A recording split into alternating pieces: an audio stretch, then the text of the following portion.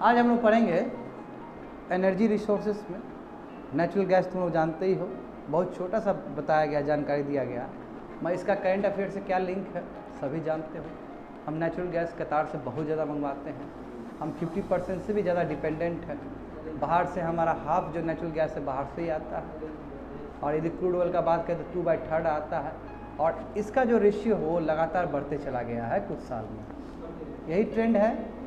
Trend याद होना बहुत ज़रूरी है सिविल सर्विस में, समझे ना। ट्रेंड से पूछा जाता है सवाल।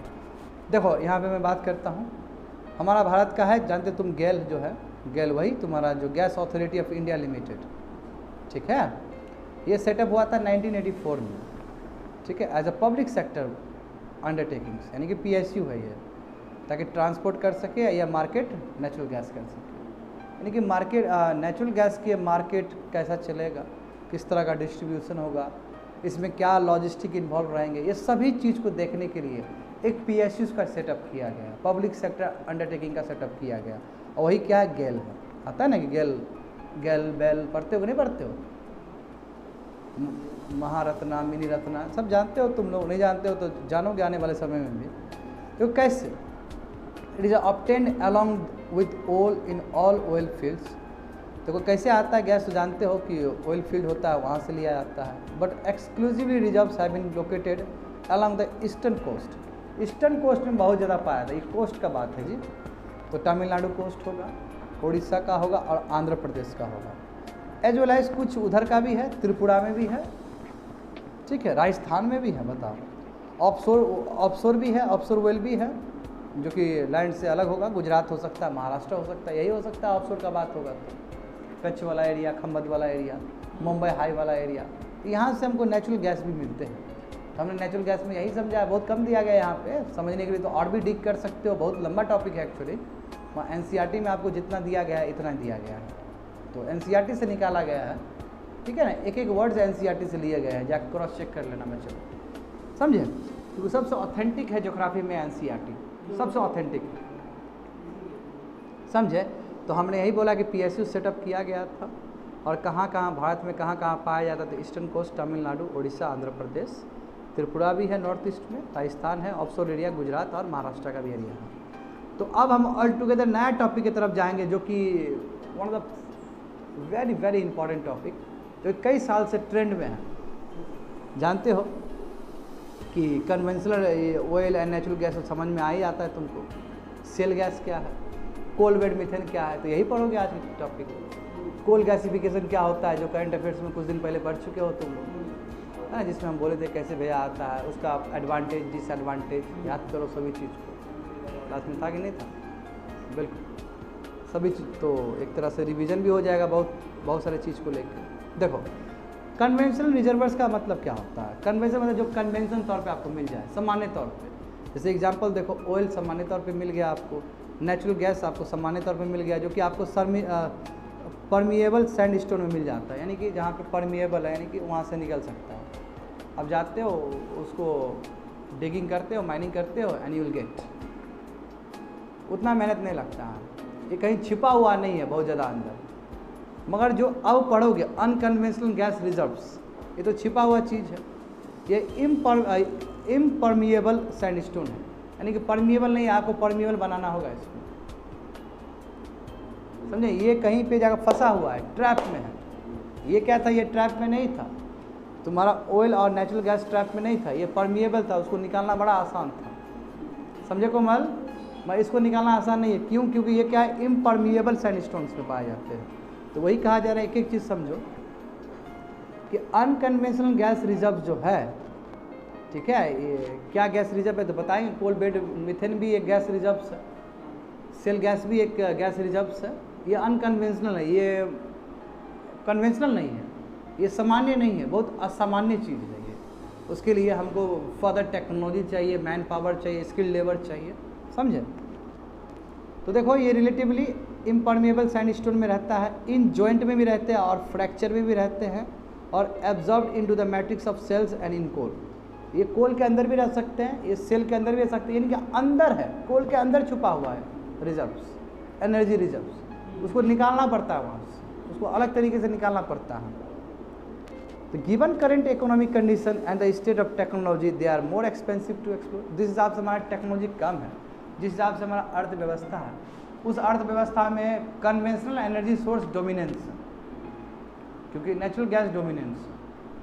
समझ रहे हो ना बात को? ऑयल रिजर्व्स तुम्हारा डोमिनेंस है।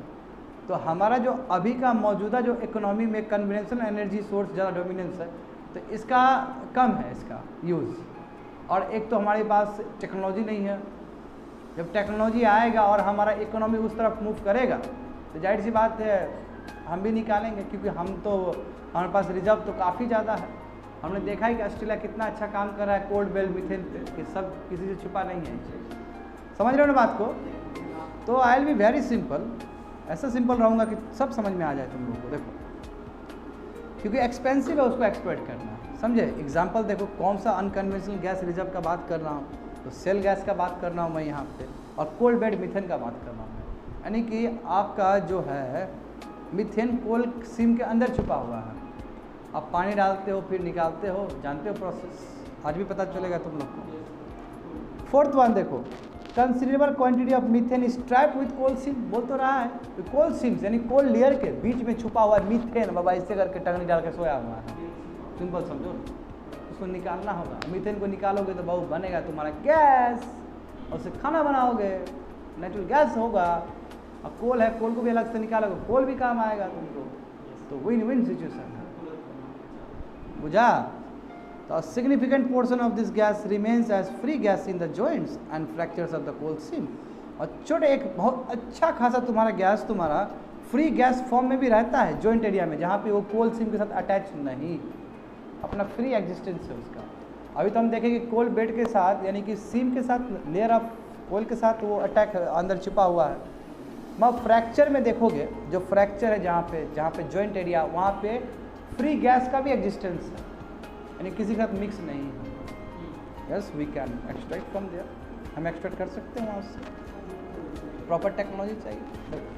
और significant portion of this gas remains as a free gas, समझो ना, in the joints and the fractures of the coal seam. Coal seam का जो फ्रैक्चर है, बीच का गैप है, वहाँ पे फ्री गैस के तौर पे भी प्रेजेंट है। अंदर तो मीथेन है ही, वहाँ पे भी अलग से प्रेजेंट है।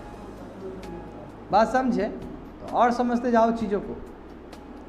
This can be assessed by drilling wells. इस गैस को निकाला जा सकता है, वेल को ड्रिल कर दे, ऐसे ऐसे ऐसे ऐसे ड्रिल कर दे इनटू द कोल सीम में कर दिए है, and pumping large quantity of water that saturate the seam, और ऊपर से पानी भर दिया, तो टूटेगा, वो टूटेगा तो गैस निकलेगा, समझे? Water will occupy the gaps, जो गैप्स है, जो बीच में छेदा है तुम्हारा, गैप्स में जाएगा, पोर्स में जाएगा, और गैस तुम्हारा क्या होगा, पुश आउट होगा, गैस अलग से निकलेगा, और उसको कलेक्ट कर लिया जाएगा, आगे आगे आगे। चलो यूज़ करना, समझ में आ रहा है? यही तो है, यही तो है कोल बेड में, समझ में आ रहा है ना? It is now become an important source of energy, और लगातार इसका बढ़ते चला जा रहा है, एक इम्पॉर्टेंट सोर्स ऑफ एनर्जी हो रहा है। जैसे हम जियो थर्मल एनर्जी का बात करते थे, तो बोल रहे थे ना किस तरह कोल्डर रीजन में जियो थर्मल एनर्जी बढ़ते चला जा रहा है। उसमें आइसलैंड का हमने एक एग्जाम्पल दिया था। बिल्कुल, unlike much natural gas from the conventional reservoirs, coal bed methane contains very little heavier hydrocarbon such as propane और ब्यूटेन। देखो कितना बढ़िया बात किया यहाँ पे, कि जब आप कन्वेंशनल नेचुरल गैस लेते हो, ठीक है, और जब कंपेयर करते हो इसका कोल बेड मीथेन से, तो कोल बेड मीथेन ज़्यादा बेटर है, क्योंकि इसके पास हैवियर हाइड्रोकार्बन्स नहीं है। हैवियर हाइड्रोकार्बन मतलब क्या, कि वही CH4 का फार्मूला आगे रटते जाओ, CnH2n+2, तो उसमें आपका प्रोपेन ब्यूटेन ये कम है। ये जितना मात्रा कम हो उतना ही आपका एफिशिएंट होता है गैस। कोल्ड बेड मीथेन में आपके बहुत ही एफिशिएंट गैस पाए जाते हैं। तो हम जितना ही कोल्ड बेड मीथेन को एक्सट्रैक्ट करेंगे उतना ही प्योर, उतना ही एफिशिएंट, उतना ही प्रोडक्टिव गैस को निकाल पाएंगे। समझ में आया ना? ध्यान रखना क्लास में, समझा क्या बोल रहे हैं? हो गया। The presence of this gas is well known from its occurrence in underground coal mining where it persist a serious safety risk. कैसे पता चलता है कि कोल बेड मीथेन वहाँ पे है या नहीं है? यदि वहाँ पे बहुत बड़ा एक्सीडेंट हो गया पता चल जाएगा, क्योंकि वो हाईली ससेप्टेबल है बर्निंग के लिए, एक्सीडेंट के लिए। जैसे याद करो पिछले क्लास में तुमको ये भी बताया गया था कि भले ही 50 से 60% के आसपास कार्बन कंटेंट होता है लिग्नाइट में, याद करो वो बहुत जल्दी तेज़ी से आग लग जाता है। तो जब किसी माइनिंग एक्टिविटी में जब हम कोल को खोद रहे हैं, उसका ओपन कास्टिंग कर रहे हैं, जैसे झरिया में रानीगंज में होता है, समझते जाओ बात को। तो जब हम खोद रहे हैं और वहाँ पे एक्सीडेंट हुआ, एक्सप्लोजिव हुआ, तो वहाँ से हमको दो प्रमाण मिलता है, या तो वो वाला कोल लिग्नाइट है, या तो वहाँ पे कोल्ड बेड मीथेन भी हो सकता है उसके नीचे। समझा? ये बोला जा रहा है यहाँ पे। देखो, the presence of this gas is well known from its occurrence in underground coal mining where it presents a serious safety risk. कैसे? नीचे देखो, fire accident in coal mines are mainly due to the cold bed methane, या फिर lignite deposit जो कि spontaneous combustion दे देता है लगातार। समझ में आया ना? समझ में आया ना? कोई दिक्कत है किसी को? ध्यान रखा करो, ध्यान उड़ जाएगा तो हो जाएगा, तुम उड़ जाएगा ऑर्बिट से। एक एक वर्ड इंपॉर्टेंट है सिविल सर्विस में, कहाँ से क्या पूछ ले, है ना? एक एक वर्ड करो, और नहीं भी पूछेगा तो तुम्हारा बेसिक फाउंडेशन वैल्यू तो अच्छा होना चाहिए ना। मैंने तो कोशिश किया है इसको आराम से नूनू बाबू करके बताने का। देखो समझो, कोल, तो अभी समझो कि कोल्ड बेड मीथेन निकलेगा कैसे। अभी तो हमने एक सिंपल लेमन टर्म बोल दिया कि एक ड्रिल खोद देंगे। अब जानोगे कि हाइड्रोलिक फ्रैक्चरिंग क्या होता है या फ्रैकिंग क्या होता है, तो इसमें हम करेंगे, हम बात करेंगे, सेल गैस में भी बात करेंगे ये सब चीज़। तो मैकेनिज्म क्या है कोल बेड निकालने का, हमारे भारत में क्या है तरीका? देखो, with one of the largest proven coal reserves and one of the largest coal producer in the world है इंडिया। जानते हो कि बहुत ज़्यादा हमारे पास कोल रिजर्व्स है। इंडिया वर्ल्ड लार्जेस्ट प्रोड्यूसर है वर्ल्ड का कोल में, है ना? ये अलग बात है, हमारे पास इन्फीरियर कोल ज़्यादा है, ठीक है। एंथ्रासाइड ही हमारे पास है जो सबसे बेस्ट है, 70 से 80% है। कुकिंग कोल भी बाहर से मंगवाते हैं, है ना? तो India hold significant prospect for commercial recovery of cold bed methane. क्यों? कोल्ड बेड मीथेन का मतलब वही है कि यदि कोल है तभी ना कोल्ड बेड मीथेन है ना? तो यानी कि इंडिया के पास तो गजब रिजर्व्स होगा कोल्ड बेड मीथेन का, बस हमारे पास टेक्नोलॉजी नहीं है, हमारे पास उस इकोनॉमी हमारा उस तरफ स्विच नहीं हुआ है। अभी देखो, नॉन रिन्यूएबल से रिन्यूएबल की तरफ मूव किया कि नहीं किया, और हमने तो दुनिया को दिखा दिया कि सोलर एनर्जी किस लेवल तक जा सकता है। जब वो पूरा दुनिया में जब एक हो जाएगा, मोमेंटम पकड़ लेगा, तो हमारा भारत में भी मोमेंटम पकड़ेगा कोल्ड बेड मीथेन को लेकर। ऐसे ही तुम्हारा 2-3 साल से पकड़ा हुआ है, ऑस्ट्रेलिया कर रहा है, तो ऑस्ट्रेलिया से प्रेरणा मिलेगा हमको। समझ रहे हो ना बात को? तो इंडिया सिग्निफिकेंट है, इंडिया के पास अच्छा खासा तुम्हारा है कि जहाँ से कोल्ड बेड मीथेन को निकाल सकता है। समझ में आया? देखो, समझ में आ जाएगा, यहाँ पे तुम लोग का हालत ख़राब हो जाएगा जब जानोगे कितना cubic meter cold bed methane हमारे पास हो सकता है। देखो, 700 से लेकर 950 billion cubic meter of cold bed methane है भारत में। ये बहुत बड़ा आंकड़ा होता है बच्चे लोग, तुम लोग को समझ में नहीं आएगा, बहुत बड़ा आंकड़ा होता है ये। 700 लेकर 950 तुम्हारा बिलियन क्यूबिक मीटर है, यानी कि ह्यूज रिसोर्स है हमारे पास बहुत ज़्यादा बेड है कोल बेड का। आगे बढ़ते हैं चीज़ों को देखते हैं, ठीक है। तो देखो यहाँ पे क्या किया गया, देख लो यहाँ पे कि एक है गैस रिजर्व है सैंडस्टोन है नीचे, तो उसमें हम ड्रिल भर रहे हैं, ठीक है, और वहाँ से निकाल रहे हैं गैसेस आउट होकर दूसरी तरफ से निकल रहा है, ठीक है। तो देखो प्रॉब्लम्स क्या है कोल बेड मीथेन जो भारत में, उसका प्रॉब्लम्स क्या है एक्सप्लोरेशन में, एक्सट्रैक्शन में, ठीक है। तो प्रॉब्लम देखो, एक तो कैपिटल इंटेंसिव प्रोसेस है, बहुत पैसा लगता है इस तरह का इंफ्रास्ट्रक्चर बना के नीचे से निकालने में, और दूसरा क्या कि वाटर इंटेंसिव है, बहुत वाटर चाहिए उसको सिम को तोड़ने के लिए या सिम के गैप में भरने के लिए। सिम के गैप में भरेगा, यानी कि लेयर के गैप में भरेगा, तभी ना गैस को पुश आउट किया जाएगा, बाहर निकाला जाएगा। तो वाटर इंटेंसिव है, कैपिटल इंटेंसिव है। देखते जाओ कि अनकन्वेंशनल गैस को निकालना एक कैपिटल इंटेंसिव प्रोसेस है, बहुत पैसा लगता है। And at the present level of gas prices, जिस हिसाब से तो कंपनी को लगा कि भाई घाटा में चले गए, क्योंकि पैसा ज़्यादा लग रहा है और निकाल रहे हो और जब बेच रहे हो तो महंगा हो जाए, तो कौन लेगा तुम्हारा सामान। इसलिए कोल बेड मीथेन हो या सेल गैस का एक्सट्रैक्शन हो, इसमें पैसा बहुत इन्वॉल्व है। जब पैसा निकालोगे तो कोशिश करोगे ना मार्केट में तुम्हारा बिके, और मार्केट में जब बेचने जा रहे हो तुम बोल रहे हो 100 रुपया और दूसरे सोर्स से वही चीज़ तुमको 50 रुपये में दिया जा रहा है, तो काहे मार्केट में बिकेगा वो चीज़। तो यहाँ से तुम्हारा इतना मेहनत, इतना टेक्नोलॉजी, इतना कैपिटल, पैसा सब खत्म हो जाएगा। तो बात समझे ना। तो वही कहा जाएगा कि जो present level of gas prices है, कंपनी को अनवाइबल हो जाएगा, कंपनी इसलिए इन्वेस्ट नहीं करना चाहती है इस पर। हाँ, मगर इसका ब्रैकेट खुलते जाए तो वर्ल्ड में एक मोमेंटम पकड़ ले तो, जैसे सोलर का टैरिफ कितना घटा, एक समय में सोलर मॉड्यूल्स कितना महंगा आता था, अब कितना सस्ता आता है। क्यों? क्योंकि पूरा इंटरनेशनल कंपटीशन। दूसरा देखो technology requirements. The technology required is very advance and the public sector companies have very weak organizational setup. जानते हो कि पब्लिक सेक्टर कंपनी कितना है, कितना उस लोग पास टेक्नोलॉजी है, एक तो अच्छा सेटअप ही नहीं है उसके पास कि हैंडल कर सके इस तरह का टेक्नोलॉजी को और ठीक से गैस निकाल सके और ज़्यादा वेस्ट ना हो।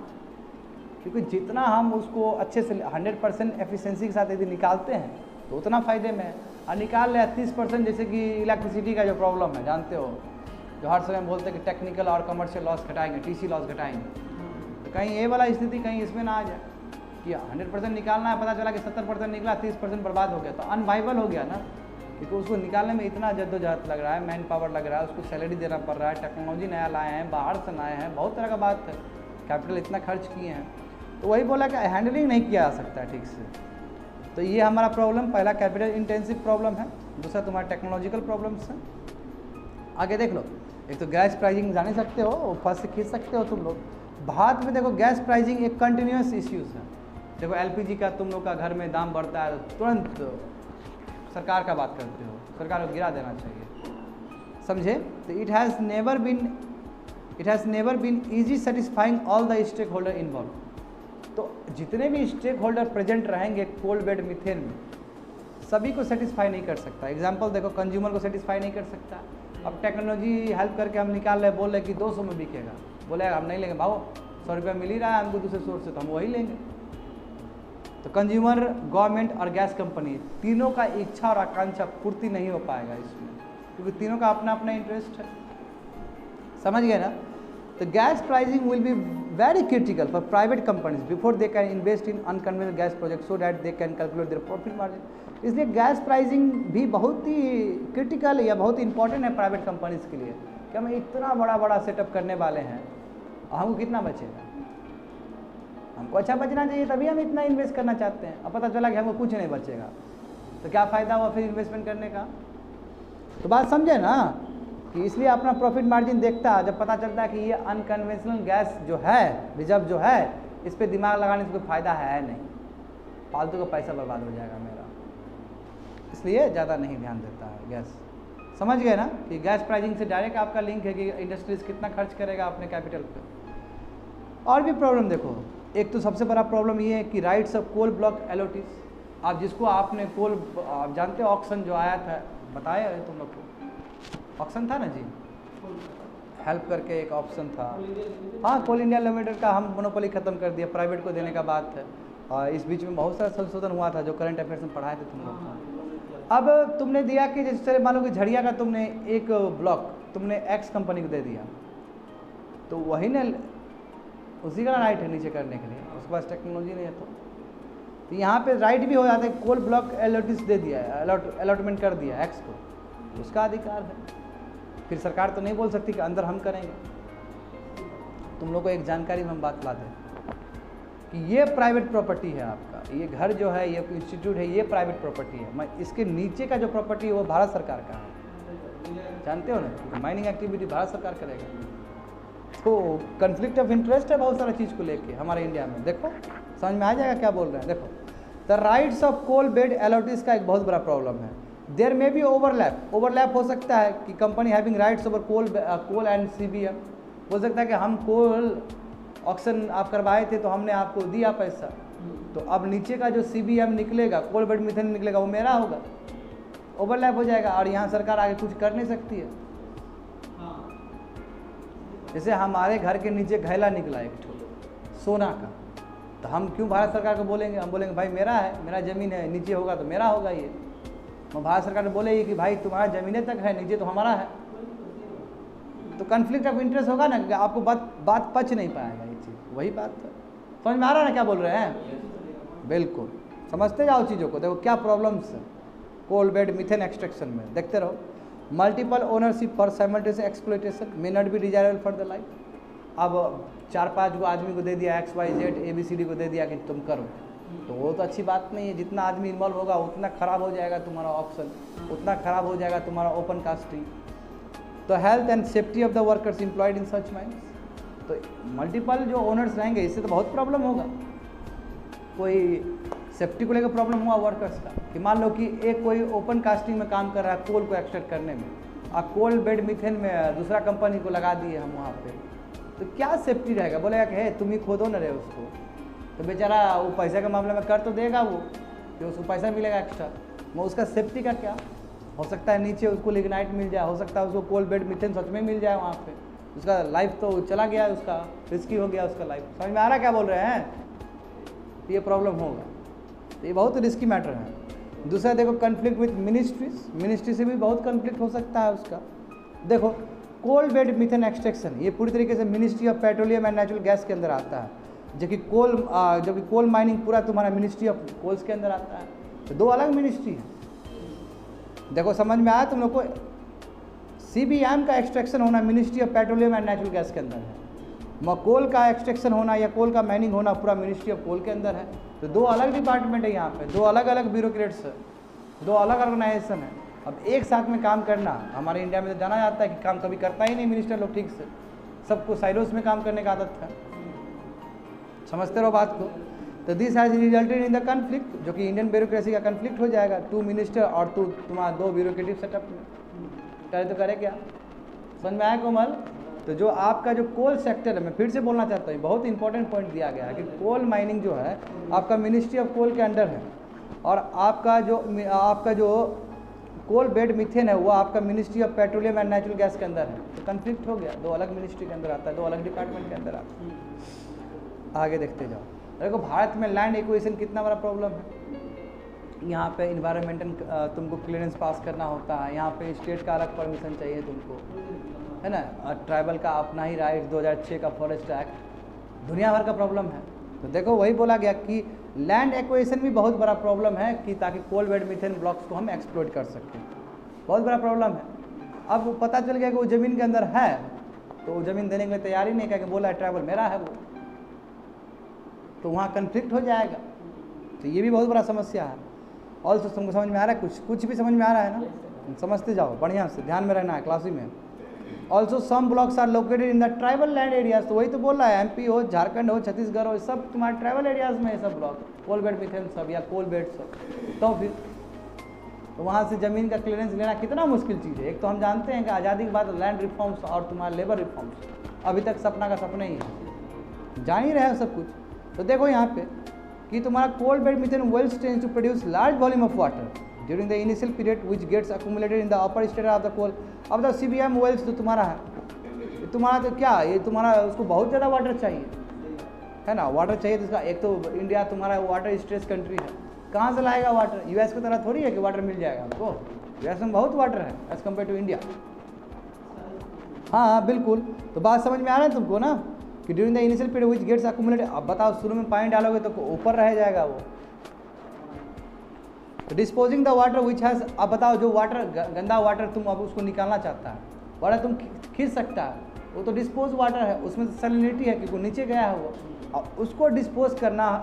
अब देखो वाटर तुमने डाला, फिर तुम वाटर निकालेगा, अब वो तो गंदा वाटर है, उसमें तो कई तरह का इम्प्योरिटीज़ है, सैलिनिटी है, अब उसको इन्वायरमेंट में तुम डिस्पोज ऑफ करना चाहता है, वो भी एक मैटर ऑफ इन्वायरमेंटल कंसर्न है। तो है तो disposing this water which has high salinity constitute a big problem, बहुत बड़ा प्रॉब्लम है। इम्प्योरिटी है, क्या होगा फॉरेस्ट का, क्या होगा फ्लोरा एंड फौना का।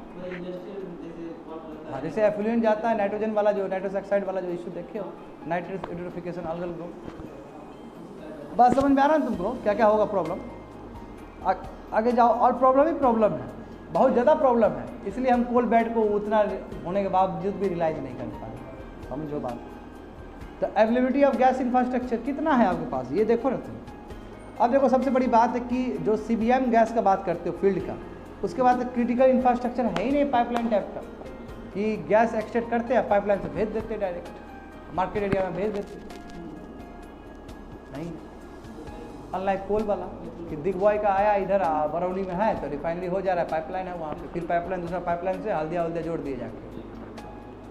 समझ में आ रहा क्या बोल रहे हैं? समझते जाओ, बोलना नहीं है, रनिंग कमेंट्री नहीं देना है जी आपको।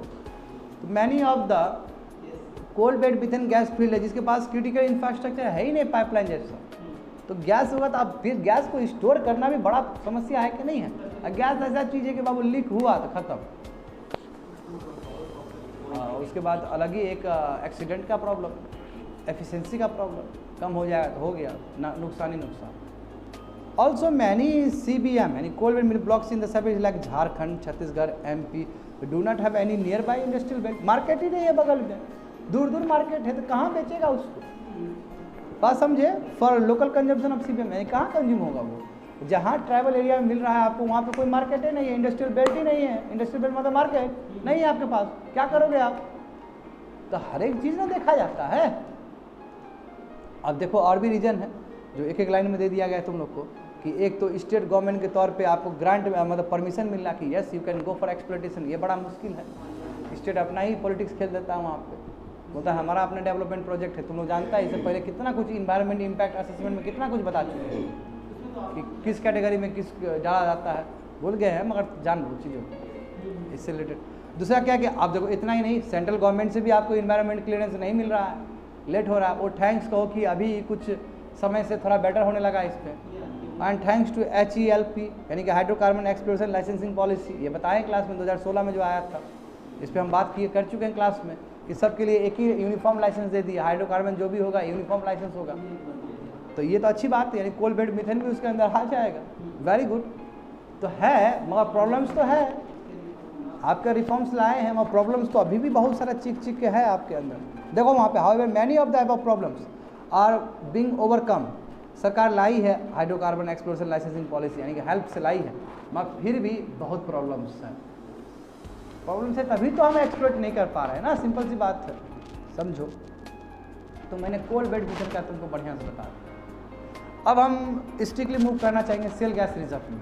तो सेल गैस रिजर्व क्या होता है तो उसके बारे में थोड़ा सा, ज़्यादा नहीं, थोड़ा सा 1 मिनट का बात कहेंगे तुमको। ये देखो यूनाइटेड स्टेट्स ऑफ अमेरिका, जानते हो मैंने 1970 का यहाँ पे बताया था कि कैसे तुम्हारा डॉलर डिप्लोमेसी हुआ है, वर्ल्ड लेवल पे डॉलर कैसे बढ़ते चला गया है। तो 70 का जो हुआ था बहुत बड़ा कांड हुआ था ईरान सब में, सऊदी अरब सब में, उसे लिंक किया था।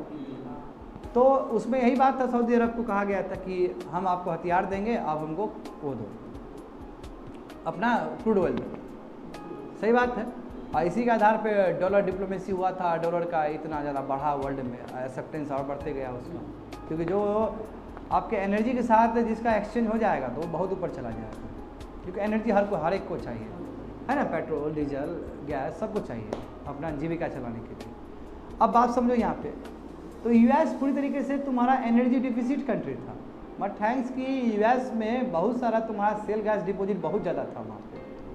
मैं जैसे ही technology, US is known for its technology, वो भी डायनामिक टेक्नोलॉजी के लिए जाना जाता है US। जब US ने सेल गैस एक्सट्रैक्शन की तरफ अपना दिमाग लगाया, अभी सरप्लस में जी रहा है, तो US ने जब सेल गैस एक्सट्रैक्शन किया तभी से वर्ल्ड में एक डिबेट कहो या फिर एक बहुत बड़ा न्यूज़ बना कहो, बहुत बड़ा न्यूज़ बनला कि yes we can go for the shale extraction also, shale gas extraction also. वही चीज़ हुआ।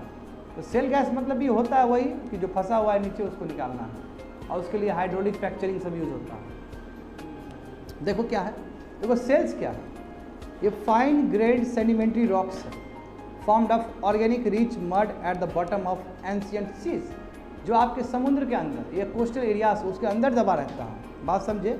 और ये सेडिमेंट्री रॉक से बना हुआ है, छोटे छोटे छोटे छोटे छोटे पार्टिकल सेडिमेंट्री रॉक्स से, बात समझे ना। और जिसे पूरी तरीके से ऑर्गेनिक है, यानी कि dead remains of plants and animals. वही हमने बताया ऑर्गेनिक क्या होता है। यूट्रोफिकेशन में भी मैंने ऑर्गेनिक के बारे में चर्चा किया है क्लास में। ऑर्गेनिक कैसे डिपॉजिट हो जाता है, सनलाइट नहीं आ पाता तो और डिपॉजिट होते चला जाता है, अल्गम ब्लूम होता है, फंगी बनता है, एंड सो ऑन, सॉरी तुम्हारा जो भी है तुम्हारा एल्गी जो बनता है, तो ऑर्गेनिक कंटेंट समझ ही गया ना। और डिपॉजिट होते जाएगा तो वही बनेगा बाद में तुम्हारा सेल गैस। तो सेल गैस में फिर से बताया जाता था कि सेल गैस नहीं, सेल्स का मतलब क्या, वहाँ से निकालोगे तब सेल गैस होगा।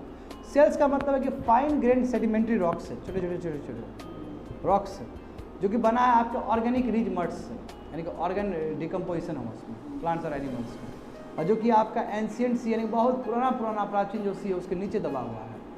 अब उसको वहाँ से निकालना मतलब कितना टेढ़ा वाला बात है, और उसके लिए हद लेवल का टेक्नोलॉजी चाहिए। यहाँ तो चलो कोल आपका ओपन कास्टिंग हो रहा था तो उसके अंदर आपका कोल बेड मीथेन छुपा हुआ था, मैं इसका तो ऐसा बात नहीं है, इसका तो ये सी के अंदर छुपा हुआ है। तो US is known for the coastal areas. देखो यूएस के कितना बढ़िया कोस्टल एरियाज है, दोनों तरफ देखो, एक पैसिफिक ओशन देख लो, एक नॉर्थ अटलांटिक ओशन देख लो। समझ गए बात को ना? अब समझते जाओ। Subsequent sedimentation and the resultant heat and pressure transform the mud into shale. उसके बाद क्या होता है, जो सेडिमेंटेशन है यानी कि जो सेडिमेंट है नीचे, ठीक है, और जो हीट प्रोड्यूस होगा ही होगा, नीचे है, और प्रेशर, यही तुम्हारा क्या होता है, ट्रांसफॉर्म द मड।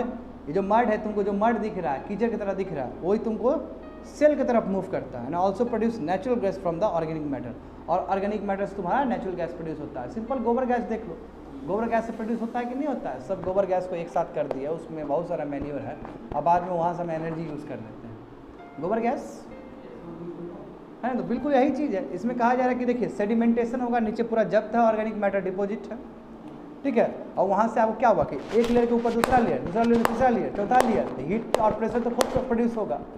तुम्हारा माथा को ऐसे कर दिया जाए नीचे, प्रेशर होगा कि नहीं होगा? प्रेशर होगा तो हीट होगा।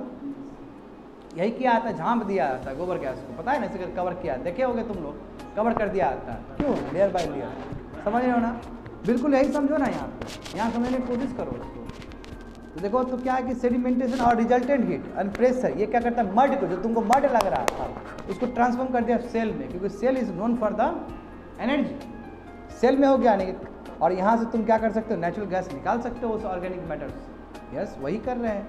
तो over long span of geological time, लंबा समय तक जाएगा, जब ऐसा है फॉर्मेशन नीचे, लंबा समय के बाद क्या होगा, some of the gas remain locked in the non porous cell, जो पोरस नहीं, नॉन पोरस है, जो बाहर निकलेगा नहीं, यानी कि सेल के अंदर छुपा रहेगा, ऐसे बैठ के, जैसे कोल बेड भीतर के अंदर छुपा हुआ था, तो ऐसे बैठ के रहेगा, तो वहीं से तो कह सकते कि सेल गैस अकुमुलेशन हो गया।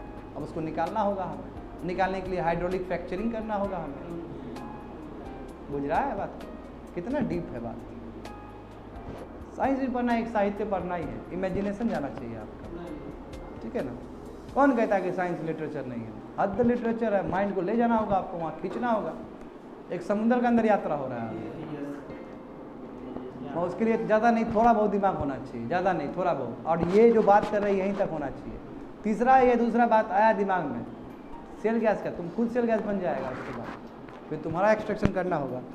तो देखो, तो हमने तो बात कर दिया है कि वर्ल्ड का ही बता दिया तुमको, तो अब बात करते हैं shale gas reserve across the world, दुनिया में क्या इसका है तुम्हारा। देखो, the basins of preliminary interest identify Indian geologist are the Cambay basin. हमारे भारत में, हमारे वर्ल्ड का भी आएंगे नो डाउट, हमारे भारत में हम कहाँ पे देखते हैं कि पॉसिबिलिटी है सेल गैस का, तो कोस्टल एरिया, कोस्टल एरिया से तुम्हारा दिमाग तुरंत फिर वहीं जाएगा, गुजरात के आसपास, कच्छ खंबत के आसपास जाएगा, मुंबई हाई के आसपास जाएगा, आंध्र प्रदेश का कोस्टल हो सकता है, यही ना होगा जी।